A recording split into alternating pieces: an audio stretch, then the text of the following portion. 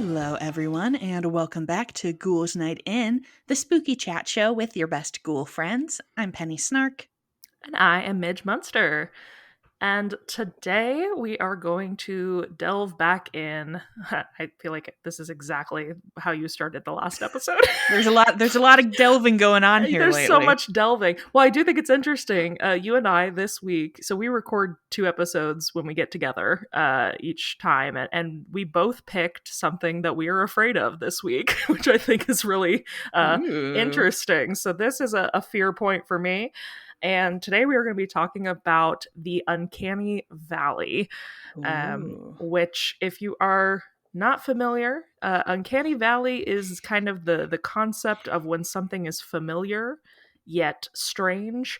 This is when you something makes you uncomfortable to look at is the general, but we'll get more into that here in a minute. So I guess let's start with where this term comes from, because I actually I've always heard this and I knew that it was something that I didn't like, but I didn't really know what it meant. So this was first hypothesized in 1970 by Japanese roboticist Moshito Mori. And so this term comes from robotics, which makes sense because of what it is. And his hypothesis basically was that as non-human things look more human, they become more likable or acceptable, but only up to a certain point. And so if you're looking at a graph with like your X and Y axis, the line, where one axis is like likability and one is human resemblance, the line will go steadily up, and then it will hit a peak where all of a sudden it becomes uncomfortable and it drops all the way to the bottom. That bottom point is the Uncanny Valley. Literally a valley in the line. There you go. So basically the sense of viewer familiarity like drops really sharply, specifically when like an artificial figure, so in this instance a robot, but we'll also get into the usages of this in like video games and film. When it tries to but fails to mimic realistic human action or sound or something to that effect. What very clearly was the first thing that comes to mind for me when we talk about this is the movie The Polar Express. Oh my God, I've been thinking, I've been sitting here lying in wait being like, is she gonna mention The Polar Express? Yes, and it was I mean literally if you look into reviews and stuff, because really that movie had such hype. It was obviously a very popular book when we were kids. And it was, I mean, they put a lot of money into that type of animation and doing motion tracking on all the actors, etc. And it really kind of bombed as a box office. And there's been a lot of studies done on this that it was the Uncanny Valley of it, that it made so many people so uncomfortable to watch that people don't. I love the plot of the film. I love the music of the film, and it's not something I go back and watch every year though, because there's something really unsettling about it. Yeah, it's creepy. I think for that one in particular, I was doing some reading about how they shot that. I guess they like, because they're wearing those like motion tracking suits, right, with all the little sensors on them. Because there's no motion tracking sensors on the mouth or the eyes, that has to like go in and be artificially CGI'd, even though everything else is actual human motion. And that's the like slight discrepancy that our brain picks up on. And I find this so interesting because it's really a biological protection. It's like a survival instinct in our brains that is made to detect like, oh, something's not quite right with this human. To protect us, but it ends up just making things very, very scary. Yeah, I definitely always think of just like dead eyes when I think of Yes. that movie, and it is. It's like it's very unsettling to look at it Mhm. because it it looks good, but it makes you feel bad to look at it. Yes. And so there was an article from Scientific American in 2012 that basically state that there's a lot of debate to this day about whether or not, because as you've noticed, called this the Uncanny Valley hypothesis this whole time. Mm. There is a lot of debate within the scientific community about whether or not this actually exists. Oh, interesting. And even doing research for this episode, there is not a lot of research on this topic because they're still trying to figure out like what it is and where the Yeah. point is that it drops off. Um, and I'm sorry, it exists. It exists in a big way. I think that it probably affects some people more than others, but this is a huge fear point for me. I think this is why I'm afraid of animatronics. Oh yeah. Yeah, like I mean I guess I could see saying like maybe it's not like a valley like I could see the argument of like specific semantics, but it would be hard for me. I guess I would be interested in what people say about it not existing because I feel like it's such like a universal experience that Right. that people have that something reaches a point where it just feels wrong. Yeah. And this is actually because of, so I guess there was a Pixar film that, it was called like the Tin Toys or something. I Mhm. forgot to write down the title of the film. Um, but it went like straight to, you know, out. Yeah. And it was so upsetting that they had to like pull it basically. And this was like part of the reason that studios started screening animated films and like putting animation leaks and stuff out into the world before releasing films. And one of the like biggest instances of this, DreamWorks pre-screened Shrek, and Fiona made all the kids in the audience like scream and cry because in her human form Yeah. because she was too real but like Mhm. also not. And Yeah. so they like literally went back and reanimated Fiona through Shrek and made her less realistic to give the brain that space to be like, that is a cartoon. Yeah. uh yeah, oh, it's so fascinating that our like brains have that fail safe, I guess. Right. Yeah. Yeah. I think about like so many like things we see in the animal kingdom where it's like, oh, the butterflies have spots on them. Hmm. So birds think that they're big and stuff like that. And Yeah, just so that like they have different like like eyes. yeah, like just different elements of like morphology that have evolved to like cause illusions, and just the idea that we also are like evolved to Susceptible like to it. try to like identify like things like that and be like, no, that's not, those aren't eyes, those are creepy dead things, get away from that. Yeah, exactly. Yeah, it's weird because it seems like we would be almost like, well, humans aren't that dumb. They know what's real and what's not, you know? Yeah. But there is part of our brain that's like, wait, is human Mm. or is robot? That, Have you, I'm sure you've seen Sophia, yes. the robot woman. So this was another big point where this was a huge topic of discussion because she is very unsettling. She is unsettling. And again, it's the like the dead eyes. Um, but so basically, the research, the point that they're hoping to reach with research on Uncanny Valley is to figure out, uh, even though some scientists are like, it doesn't exist, they're hoping to get to a point where they can basically train people's brains out of it, which honestly, that kind of scares me too, even to like Yeah.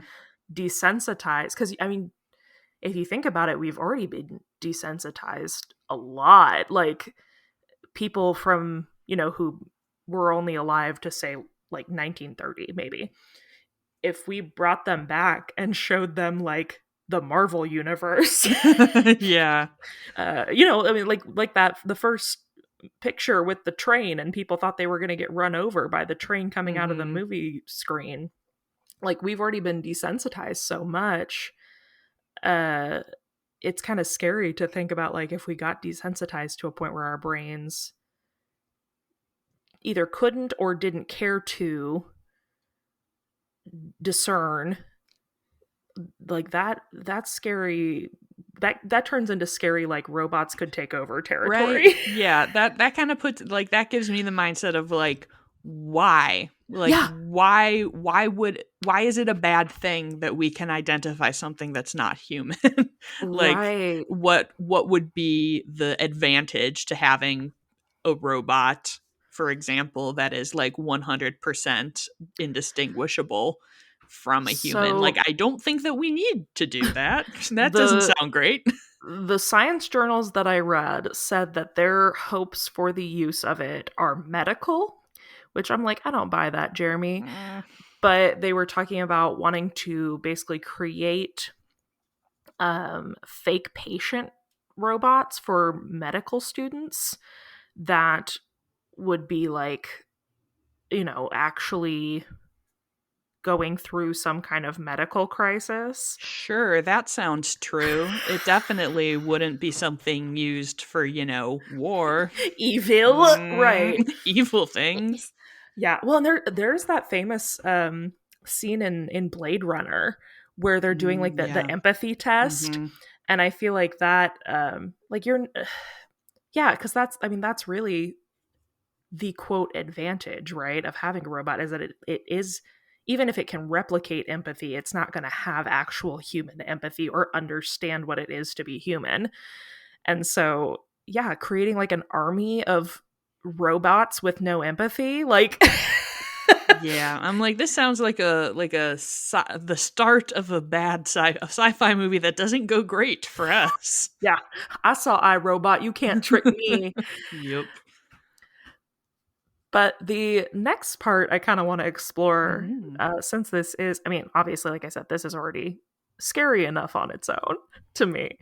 But this is also a fascinating thing that horror movies use Ah, yes. to make us afraid and make us uncomfortable. And I want to explore a little bit different ways that we've seen this used in horror throughout the ages. Some ways are pretty like obvious, but I think some other ones people don't maybe think of as being this phenomenon, but it is. Very specifically, to start off, just very easy peasy, zombies are actually a creation of the Uncanny Valley, which I think is Mm. really interesting. Like the concept from that of them in the Night of the Living Dead came from this concept of, like, what if corpse moved like person still, but Mm. also slightly wrong and would hurt you. Yes. um so yeah, like zombies, Michael Myers, well, all masked killers, but very specifically Michael Myers plays on the Uncanny Valley because his mask is a human, Oh, yeah. specifically a William Shatner mask, that is painted white and blank to have this human face with no emotion or no, you know, sense of liveliness. Yeah. Um, but then, of course, it is attached to a very human body that moves humanly. And then, of course, the big one, which this this is where, outside of animatronics, which I feel like I'm getting better at, this is where Uncanny Valley gets me every freaking time. And it is in horror where bodies move in the way bodies should not, like Yeah. possession Mhm. films, people crab walking upstairs. Uh, Very specifically, a thing that comes to mind is in the movie Hereditary. Uh, there is a scene where Toni Collette has kind of been taken over by Paimon, and she's like hanging upside down on this like trap door thing in the ceiling and Ooh. shaking it really vigorously, but too fast, like Yeah. a way that a human body could never move. And that image is seared in my brain. I think about it once a month. Ugh. Yeah, when you started talking about it, my first thought was, like, The Ring, and, Yes. like, Yeah. kind of I know that it was a common, thing in Japanese horror to film people backwards and then p Hmm. reverse it, and it just makes it so jerky and so, like, uncomfortable, and you are Yeah. just like, "This is wrong." Right. Yeah, it very much like triggers a specific like response, like a flight response in our brain of like, nope, nope, nope, nope, nope, nope, nope.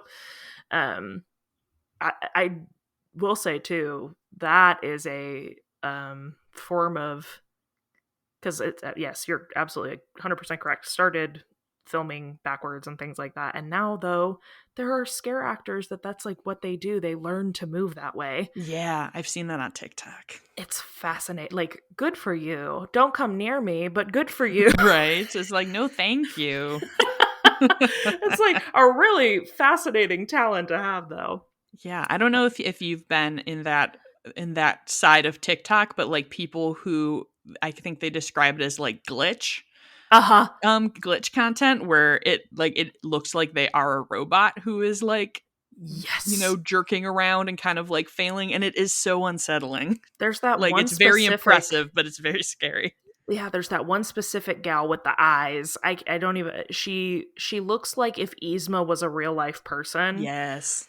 Her, and then there is a gentleman as well who I first saw him on that sound that's like Daisy, Daisy, and it's like glitching, and he does all the like, oh, Yes. it's the Oh, Five you Nights at Freddy's I was just thing. gonna say you must have hated when Five Nights at Freddy's was trending and everyone was doing their best animatronic impression. Vanessa, I'm a material Real girl. girl. Uh, yeah, no, Five Nights at Freddy, and that's actually so interestingly. Uh, Uncanny Valley can also be not visual; it can be like auditory as well. And Five Nights at Freddy's plays on that a lot. That the animatronics, like when you're playing that game, they will cough or like like gurgle or like breathe, Yeah. wheeze, breathe, things that are inherently like human sounding, Yeah. that kind of trick your brain into like a weirdly false sense of security. Almost, it's like a reverse Uncanny Valley. um they actually had some issues with this when programming Siri, trying to make her not sound like so human that it was unsettling. Yeah. Uh, yeah, I just fascinating. There's a lot of talk about this and like how game programmers are trained to understand this concept and try to figure out the point, uh where it stops so that the game can still be enjoyable and successful, Mhm. but still have this heightened realism, especially as we get into, VR, virtual reality, and start exploring these new planes. It would be very easy to like completely blur the lines Yeah. between what is real and what is not. And that is what I'm afraid of. Right. Or I think that TikTok filter where it makes photos like blank and stuff. Oh, where it brings the photos to life? Yeah. And Yeah, it's yeah, yeah, yeah. always like and I love it because like and I think that does kind of show that the uncanny valley is in different places for different people because Oh, like some absolutely. people use that filter and they're like, "Oh my god, this is so cool. My grandpa, I love it." And the other half are like, "This is fucking terrifying. I hate Right. this." Well, and I think, yeah, that probably to an extent has so the this original concept was actually like coined by, well, Maury was the person who actually used the term uncanny valley. But Sigmund Freud had a concept of this based on a story called The Sandman, where this person falls in love with a robot, Mm. and it literally the German translation literally meant like unfamiliar, rather than like obviously Oh, uncanny yeah. means like you can't clock whether or not it's real. But it literally meant like not your kin, basically, the German Yeah. translation. And so yeah, I could see where, okay, if I'm looking at a picture of my grandpa and it's like coming to life, I can still, my brain in there still somewhere is like, that's my grandpa. Yeah. Like it's still familiar. But yeah, when I watch other people's videos of those photos coming to life and I don't know the people, it makes me uncomfortable.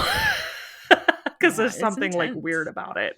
It's very weird. Or when people use it on themselves and like their own face starts moving Oh with them God, I not haven't moving. seen that. Oh yeah, I've seen a couple people Oh, like you just like put on like stay blank faced and have it on their own face and be like, I'm not blinking. It's doing this. It's or very like on a weird. photo of yourself. That actually just made my spine tingle because I think seeing Ooh. myself move in a way that I know my face doesn't normally move would really upset me. Yeah, that'd be I don't very like that at scary. all. No. Yeah, like yeah, that we could go into a whole nother layer of all For these like sure. TikTok filters, people using filters that literally don't even look like their face, and then we're building up this weird adaptation where we kind of see ourselves through filters online and we don't really know what our own faces look like. Right. Or Like like deep fake videos. oh my gosh. I told Taylor I was doing this episode about Uncanny Valley and he's like, "Yeah, like that girl on TikTok with all the jobs that doesn't exist." And I was like, "Holiday Hoobie Wuddy?"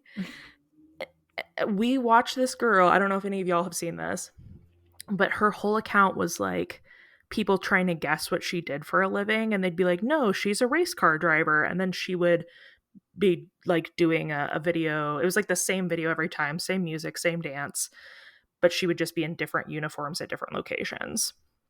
And she'd be like, no, they'd be like, no, she's a firefighter. And then it would cut to her like in a firefighter uniform in front of a fire truck doing the same dance.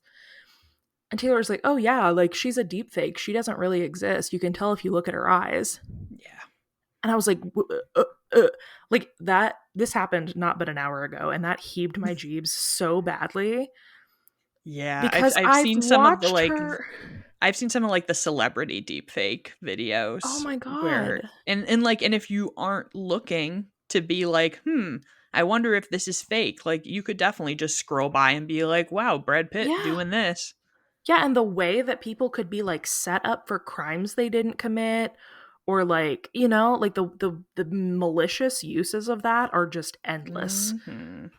Uh, Anyway, this is very scary. You know what? You're talking about the point being at different places for different people. Something that very specifically also gets to me. This is so weird and niche. Have you seen these people on like YouTube and stuff that collect the like werepups? These like Mm. baby dolls that look like Oh, werewolf babies? I have seen some things. Yeah, they're like the baby reborns, but monsters. And like so realistic, and even the like way, like if you pick up an arm of it and kind of let it drop, like the weight of it and the function of the body like looks like a human baby but with fur. I'll share a photo on the Instagram stories on our Instagram when this comes out, but those types of things too are so like so upsetting to me. I uh I can't. But some people collect them and love them, and I don't know. I don't have any. I don't have any ill will for you if you love them. That's great, but to me, it is like the most unsettling thing on the planet. Yeah, It looks too real I feel like I would just be staring at it all the time, like waiting for it to like to breathe. come alive. Yeah. Yeah, yeah. And I don't even have like I don't have a doll thing. Like Chucky's never freaked me out. Annabelle doesn't freak me out. But that, like, yeah, I'm waiting for that thing to crawl across the room and bite me. Absolutely not. Yeah, it's very spooky. Well, thank you all for being here with us today. If you also experience this at the level, or any level, but specifically at the level at which I experience it, please let us commiserate together because this is just so upsetting to me. I know. I'm like, I feel like this was a rough episode, and that you feel worse than when we I don't feel better. started. I don't feel better. I know, the more I kept talking about it, I was like, oh my god, and this could happen. And this could happen. Yeah, I don't trust it. I don't No, trust that's it. fair. And let's all get together and petition scientists trying to train this out of our brains because it is keeping us safe. Yes. If you would like to see pictures of werepups and other weird uncanny things, you can follow us over on our Instagram at Ghouls Night in Pod. If you are enjoying this podcast, we would love for you to leave us a review if you feel so inclined. We have a lot of fun making it, and we love to hear that you have a lot of fun listening to it. So you can leave us a review on your podcatcher of choice, and we might just read it live here on the air. Penny, do we have a review to share today? We sure do, Mitch. This Woohoo. is a 5-star review from Danny Girl 08, titled Spooktacular Ghouls. And Danny Girl says, I love listening to these spooktacular ghouls. I look forward to the episode drop for my weekly dose of laughs and creeptastic facts I didn't know I needed. These two bring a lot of joy to my little dark heart and keep spooky season alive all year. Keep bringing the spine-chilling goodness to my ear holes. Thank you, Danny. We can definitely do that, Danny. Yeah, I have a feeling this episode in particular might chill your spine. So Yes. here you go. This one's for you, Danny. If you would like to keep up with both of us, you can find us on Instagram or across all platforms, really. You can find me at Midge Munster. And you can find me at Penny Snark. And until next time, Goodbye.